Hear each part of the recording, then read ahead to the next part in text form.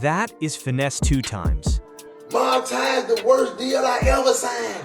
I should have just went to Atlantic by myself. And the deal he is talking about is the one he signed with Mob Ties Entertainment. The label connected the JPrinceJr, the son of JPrince. What started as a business partnership eventually spiraled into something far uglier. Mob Ties, the worst deal I ever signed. I should have just went to Atlantic by myself. I got gold plexi because I'm having motion. I make 20, 30,000 out the streets every day. A contract dispute so personal, so public, and so bitter that it dragged one of the most feared names in hip-hop history directly into the line of fire. And before this story is finished, reputations hit the floor, loyalty gets questioned, and the tension starts sounding less like industry politics and more like a war waiting to happen. The deal between Finesse2Tymes and Mob Ties Entertainment was supposed to change everything. Why is it motherfuckers that ain't got no hits? Nothing, I ain't accomplished nothing. How in the f is they getting in these rooms? I ain't getting in, cuz. The record label ain't gave me nothing. Nadine Robinson, Jr. I'm talking about a PK. On paper, it looked like the perfect setup. Mob Ties carried the Prince name, the industry relationships, the street credibility, and the kind of connections that most independent artists spend years trying to build. Underneath the Mob Ties umbrella sat Atlantic Records, meaning the path from regional star to national mainstream rollout was supposed to already be built for him. At least that's how it looked from the outside. Didn't I tell y'all I millions of dollars on? I told y'all I millions of dollars. I'm past it. I used to be fucked up about it. I'm past that part. I ain't worried about being fucked up about the money no more. But according to Finesse2Tymes, reality looked nothing like the promise. In his eyes, the deal did not elevate his career, it trapped it. The very label structure that was supposed to open doors allegedly became the reason those doors stayed shut. And that frustration sits at the center of everything that followed. From Finesse2Tymes' perspective, the issue was never laziness. Go get a lot of more money. And I can go get it a whole lot faster if you let me out this contract. I paid for a jet ride and jewelry for a video that got him rich. He says he kept working non-stop. He kept recording. He kept performing. He kept finding ways to generate money whether the label helped him or not. He wasn't sitting around waiting for executives to rescue his career. He was still moving independently, still creating income through music, appearances, side hustles, and online platforms. The machine around him may have stalled, but he claims he never did. That's what made the situation feel so toxic to him. Because in his mind, the one thing a label is supposed to provide is infrastructure. I paid for that. See, I ain't know that I was paying for all that. I paid for it. I ain't know that at first though. I ain't know that until I got the paperwork. Access to rooms you cannot enter alone, placements you cannot secure alone, relationships you cannot build overnight. Those are the invisible advantages artists sign away percentages for. But according to Finesse2Tymes, none of that ever materialized. He watched artists with less momentum, less buzz, and less leverage receive opportunities he believed should have also been available to him. Whole time this was for a video that they made money off. And that slowly turned frustration into resentment. What hurt even more was the feeling that he had already tried handling the situation privately. He says conversations happened behind closed doors, complaints were raised internally, attempts were made to speak directly with JPrinceJr himself, but nothing changed. The contract remained active, the momentum stayed stagnant, and Finesse2Tymes increasingly began describing the agreement as the worst business decision of his entire career. I'm going to the studio and making good music. Records with Glorilla, records with this person, records with... The label won't even fucking do what they supposed to do. I can't be the quarterback and the wide receiver. You want me to throw the ball and catch the motherfucker? I'm going to the studio and making good music. That contract became the foundation for every argument that came afterward. The money disputes, the public shots, the social media call-outs, the tension with the Prince family. Every single piece of this situation traces back to a deal that Finesse2Tymes believes damaged his career instead of advancing it. There ain't no bigger on the earth than a man who blew $1 million and is having trouble getting it back. And once money entered the conversation publicly, the entire situation became even more explosive. Because whenever relationships collapse in the music industry, money is almost always sitting underneath the wreckage. Finesse2Tymes has never hidden the fact that he lost money during this situation. In fact, he talks about it openly. But what makes his argument different is that he insists the money itself is not even the main issue anymore. He frames it like something he is emotionally moved beyond, not because the losses were small, but because the bigger problem, in his view, is the contract still attached to him. To him, the contract became the cage. He's not begging for repayment, he's not asking for sympathy, he's not crying over bad investments. What he is saying is simple. Remove the contract, and he believes he can rebuild everything faster than people expect. But inside this entire fallout sits one financial dispute that appears to bother him more than anything else: the private jet, the jewelry, and the music video. People aligned with mob ties publicly reference those things as examples of how much the label invested into him. The image being painted was clear. The label spent money on luxury experiences, expensive visuals, travel, and artist development. In other words, they showed love. But according to Finesse2Tymes, that is not what happened at all. He claims the jet rides and jewelry were never gifts, they were expenses charged back to him against his own earnings. And what makes the situation sting even harder is that he says he did not fully realize that until paperwork eventually showed up. That moment completely changed how he viewed the relationship, because from his perspective, what looked like support turned into debt, what looked like loyalty turned into accounting, what looked like investment turned into charges, and the music video those expenses were attached to, according to Finesse2Tymes, the video generated money, just not for him. So in his version of events, he paid for the jet, he paid for the jewelry, the label benefited from the release, and somehow he still ended up feeling like the only person not eating from the situation.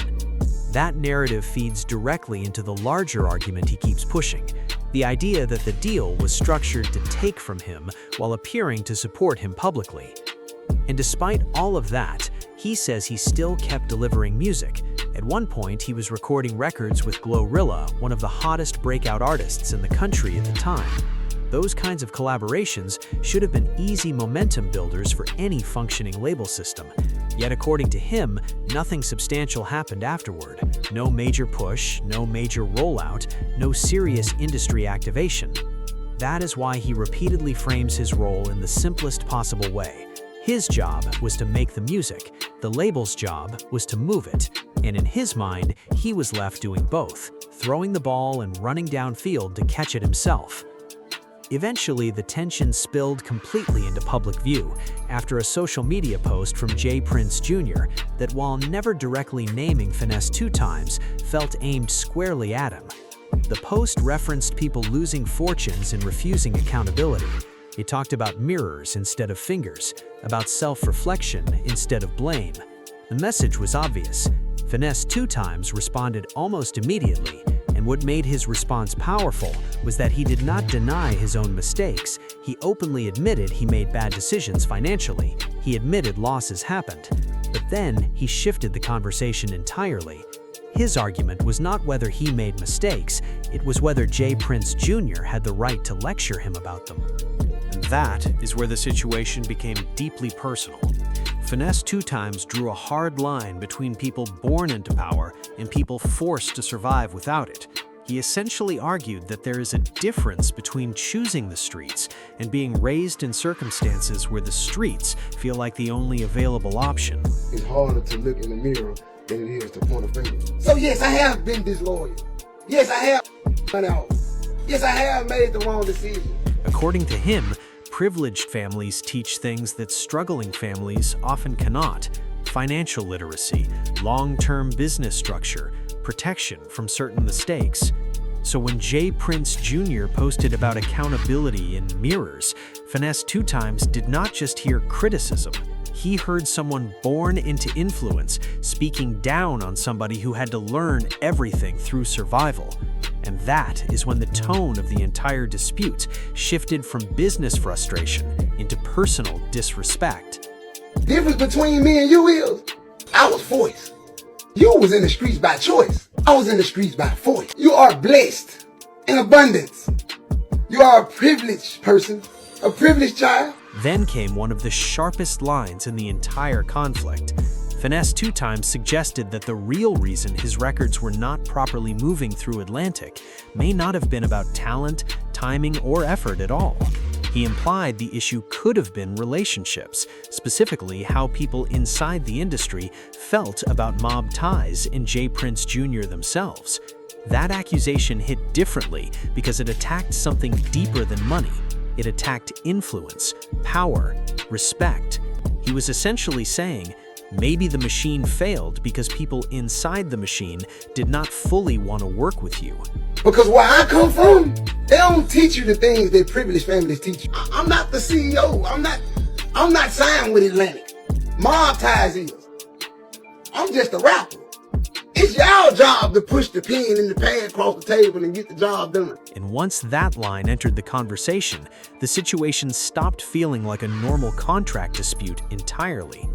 By the time Finesse2Tymes recorded the clips that exploded across social media, this was no longer just about business paperwork or accounting disagreements. The conversation had become emotional, volatile, and deeply personal. The language changed, the energy changed, the focus shifted from contracts to character. And most importantly, the spotlight moved directly onto the Prince family itself, one of the most respected and feared names in hip-hop history. That is when the real war began. It's not my fault that they really don't like you. So now I'm a victim of circumstances. And now you telling me to look in the mirror. Yeah, see, I know that about the real street niggas. The real stand-up, the men. Not all of those slow talking. Then the situation escalated even further because now JPrince himself had entered the conversation. And when the elder Prince stepped in publicly to defend his son, most people expected Finesse2Tymes to ease up, maybe even back away entirely.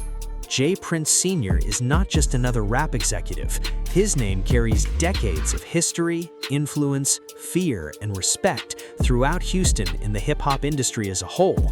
With a bald spot, with a Montez hat, trying to be your daddy. He the gangster. He the one laid this down. For years, his reputation has existed somewhere between music mogul and untouchable street authority. People choose their words carefully around that name. Finesse2Tymes did the exact opposite. Instead of softening his tone, he leaned directly into the confrontation. He mocked JPrinceJr.'s appearance. He mocked the slow-talking legendary aura around him. He dismissed him publicly in a way that was clearly designed to provoke a reaction. There was no coded language, no indirect subtweets, no ambiguity. He walked straight at the Prince name and said, in essence, "We do not believe you anymore." We don't believe you. You nobody. And I know that's your pops and he gonna defend you and I not respect the game. But you know he got a sucker for a son. And then came the line that detonated the internet. "You nobody." Directed at JPrinceJr., those two words landed like gasoline on a fire. In normal circumstances, it would already be disrespectful. But inside the culture these men come from, where reputation is currency, where history matters, and where public disrespect can carry real-world consequences, calling someone of JPrinceJr.'s stature nobody represents one of the highest levels of escalation possible. Because names matter in this world. Legends matter. Histories matter, and publicly stripping someone of their status is not viewed as entertainment by the people involved. But what makes Finesse2Tymes' rant more layered is what happened immediately afterward. You don't do no real nigga like that. Call me. Why you can't talk to me? Because after directly attacking JPrinceJr., he pivoted, and that pivot revealed what he was really trying to say underneath all the anger. He acknowledged that a father defending his son makes sense. He even implied he respected that instinct, but then he weaponized that exact idea. Because in Finesse2Tymes' mind, if JPrinceJr. has to step in publicly to defend JPrinceJr., then what does that say about the son? ask for support. I ain't ask for remorse. What does it say about a man who supposedly runs a label but cannot settle his own business disputes without his father entering the battlefield? That is where the "sucker for a son" line came from. It was not just an insult, it was an attack on authority, an attack on independence, an attack on leadership. And then came the most controversial section of the entire clip. I can go get a lot of more money, and I can go get it a whole lot faster if you let me out this country. The challenge. Finesse2Tymes repeatedly questioned why nobody would speak to him directly, why nobody would meet him face to face, why conversations kept happening publicly instead of privately. On the surface, he framed it as a request for dialogue. He insisted he wanted to sit down and resolve the issue man to man. But context changes everything. Because this invitation to meet up came immediately after publicly disrespecting both JPrince Sr. and JPrince Jr. in the harshest possible language, and in the culture both men come from, those things are never separated from each other. That is what made the clip so explosive, because technically Finesse2Tymes never issued a direct threat, but culturally, everybody watching understood the weight behind the language. A public challenge after that level of disrespect does not sound like a casual business meeting. It sounds loaded, it sounds dangerous, and both sides know exactly why people interpreted it that way. That tension is where the title of this entire story really lives, not in a documented order, not in a proven act of violence, but in the collision between street-coded language, public humiliation, pride, and unresolved business tension.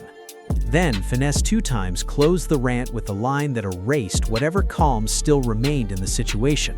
Not, "let's fix this," not, "we can work this out," but essentially, "forget you until the end." That is not the language of negotiation anymore. That is the language of someone who feels completely finished. And yet, strangely, throughout all of these emotional clips, Finesse2Tymes continues returning to the same core request over and over again. Not revenge, not retaliation, not violence. The contract. That remains the center of everything. According to him, all he wants is freedom from the deal. He keeps repeating that if the contract disappears, according to him, all he wants is freedom from the deal. He keeps repeating that if the contract disappears, the war disappears with it. The public disrespect, the explosive language, the constant online pressure, he frames all of it as the emotional buildup of a man who feels trapped inside a business agreement he believes destroyed momentum in his career. And that brings the entire controversy to the biggest questions surrounding this situation. Did Finesse2Tymes actually put a hit on JPrinceJr? If people interpret the phrase literally, meaning a coordinated attempt to physically harm somebody, there is nothing publicly available that proves that happened. No charges, no documented evidence, no direct public order. What does exist is something more complicated. A furious artist, a collapsing business relationship, public humiliation, street-coded language, and an escalating series of confrontational clips aimed directly at one of hip-hop's most powerful families. Inside rap culture and street culture, words carry weight. Public disrespect is not viewed as harmless noise. Calling JPrince Sr. nobody, calling his son weak, publicly challenging them to meet face-to-face, those are not casual statements in that environment. Everybody involved understands the pressure and implications attached to those words. But through every rant, every emotional outburst, and every public call-out, Finesse2Tymes repeatedly circles back to one specific point. Let me out the contract. That is the request underneath all the chaos. At its core, his argument is still a business argument. He believes he signed a deal that failed to deliver what was promised. He believes he continued generating music, buzz, and income independently, while the label infrastructure around him stayed inactive. He believes the luxury expenses presented publicly as support were secretly charged back to him later. And he believes that when he voiced those frustrations privately, he was met not with solutions, but with public criticism about accountability and mirrors. From the perspective of JPrinceJr, the situation looks very different. The message he posted suggested that Finesse2Tymes needs to take responsibility for his own decisions, that losing money and blaming others becomes a dangerous cycle unless accountability enters the picture. And to be fair, that argument is not completely unreasonable either. But Finesse2Tymes' counter-argument also resonates with a lot of people watching this unfold. His position is essentially this: it is easier to preach accountability when you were born into access, resources, connections, and protection. It is harder when survival itself shaped your mindset long before contracts and business paperwork entered the picture. And the truth is, both arguments can exist at the same time. Finesse2Tymes may have made costly mistakes. The label may have also failed him. Both things can be true simultaneously. What is undeniable is that the situation remains unresolved. Finesse2Tymes is still attached to the contract. Mob Ties has not publicly released him. The language being exchanged publicly has only become more hostile, and the shadow of the Prince family name still hangs over every part of the story. The title Finesse2Tymes puts a hit on JPrinceJr. over their contract, captures the energy and emotion behind the clips more than it captures any proven criminal act. The situation feels like war publicly, even if nobody involved is speaking in direct legal language. What is clear is this: Finesse2Tymes has drawn a line. He publicly dismissed one of the most respected names in rap history. He called the deal the worst mistake of his career, and he finally said out loud everything he apparently felt was ignored behind closed doors. Now, the only remaining question is how JPrinceJr. responds next. Because after everything already said publicly, the next chapter will be impossible for the hip-hop world to ignore.